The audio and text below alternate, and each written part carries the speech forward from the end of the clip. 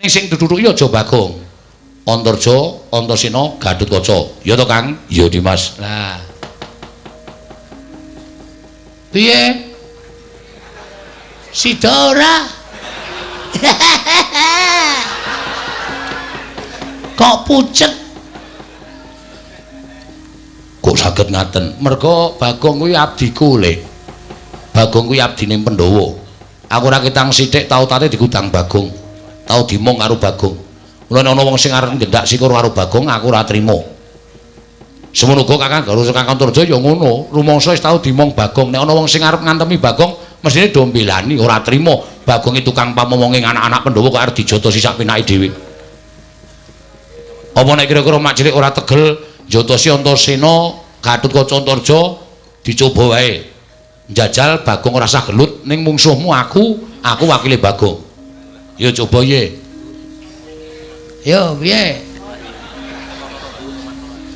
Wong iki nek ora salah iki nek ndi-ndi dibantu karo wong. Ora kok mengsa kepenakmu dhewe dumeh didhawuhi karo kakane terus Bagong iki perkara patimu.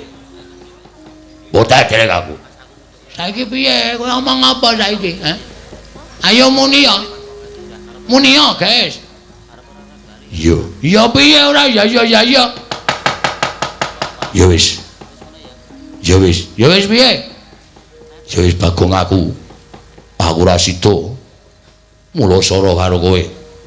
Ah piye kok ora sida iki wah, kene wis mempeng e. Kene wis nyewa tukang pukul 3 kowe. Pukul batu bata. Pukul batu kali. Pukul gundulmu.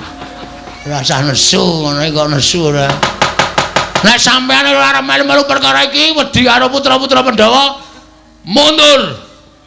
Mundur. Ngono aku ditimbali kok ora Bundarawati. Iso alasan to? Mula ana tetembungan 1001 alasan.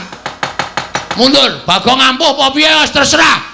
Ning sing penting sampeyan aja nganti nyekel karo Bagong. Nek sampeyan ndemok kulite Bagong mungsuhe lancur-lancur Pandhawa terus Setyaki.